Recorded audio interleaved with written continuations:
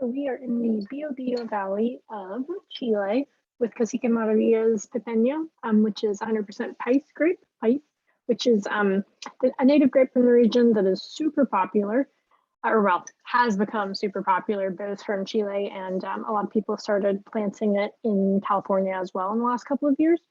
So this is a favorite every year. We always get some of it. And this year I will say it is a little bit lighter than last year. Well, yeah, it was light last year too, but this is even lighter. So I'm excited to chat through it. I like that it's a liter, and yeah, let's just jump in. Oh, actually, there's one other thing I was gonna say. They only have a 3.5 on Vivino. I can't believe that. I mean, that happens a lot with natural wine. You can't really trust what Vivino says because a lot of people don't know it's a natural wine when they drink it. So if it's a little bit different than what they're expecting.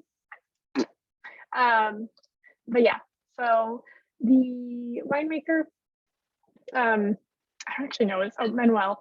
Him and his family have been there for quite a while. And he does a lot of kind of funky stuff. This is one of his less funky wines, I would say. But it's still like very much glue. So this is actually free run Pais grapes. So they basically press it, let the free run go through. So not a lot of skin contact, which would be why it looks lighter.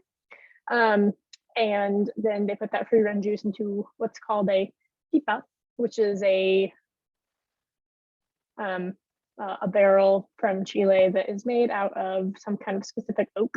It's like pink oak, or like, I say blue oak, that's definitely wrong. I think it's pink oak. And yeah, so then after that, they let it sit on the leaf, which means that it could have a little bit of creaminess to it. We'll see. And then they bottle it. So 2021, it got to us quite quickly. All right, so with that in mind, let's talk about what we're seeing. I love this wine. All right, so for being so light, I have to say it's got a lot going on. On the top, it's a little bit like earthy and smoky, bit of blue, actually a little bit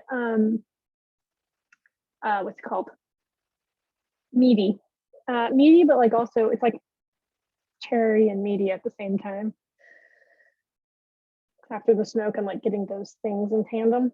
And then on the bottom, there's a lot of light red fruit notes like strawberries, cranberries, maybe a bit of dark fruit too, but I'm not getting that as much as I'm getting the like crisp red fruit and more of like the smoky, meaty, maybe a little bit like tobacco in there. So let's try it and see if we change our mind on that.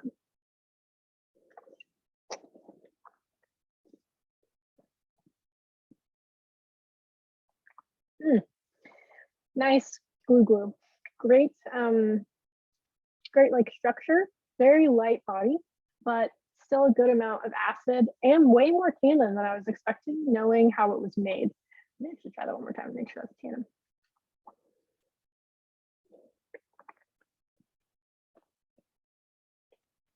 Yeah, grippier than I was expecting because it's so light this year. I think I kind of thought it might be a little bit less grippy, but that's going to be great for food pairing. So the fruit is a little bit darker on the palate. I would say that I'm getting more like blackberries and dark cherries, but most of the things that we also mentioned are still there. They're just, the red fruit isn't as at the front, and the smoke, there's actually like baking spices as well now that I wasn't getting before.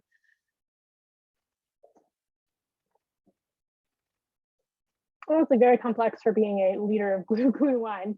This is what you want. I think that's great. Ours has a bit of a chill. I put it in the fridge and then left it out for like an hour and a half before I coravonned it. I would say it's a little too chilled at the moment, but not by a lot. And it would probably be best if you like put it in the fridge for like 20 minutes. That would be my recommendation. Leave it out and then put it in the fridge for 20 minutes, then serve it, see how it develops as it gets warmer. So yeah, so for pairings, I love the idea of this with like, we said smoky and meaty, so barbecues. He does a lot of like, if you've ever seen that Chef's Table with Francis Mallman, he's not Francis Mallman obviously, but he does a lot of that like outdoor open, I think it's like an open pit barbecue, super cool. And this is absolutely perfect for something like that. So big party, big barbecue, big liter bottles. Yeah, that's like desperately what I want to put this with. But also, if you want to, could go with, you know, your pepperoni pizzas. It's not the perfect junk food wine, I wouldn't say, because I do think it's a little grippier than I would be used to for putting it in that category. But especially if you have like sausage or pepperoni on a pizza, I'm into it. Or like a kebab, same deal. So yeah, don't think too much about it. Just enjoy it. It's a delicious liter bottle, but that has a lot more punch than you would expect, and is definitely better than 3.5 on Vino. So enjoy.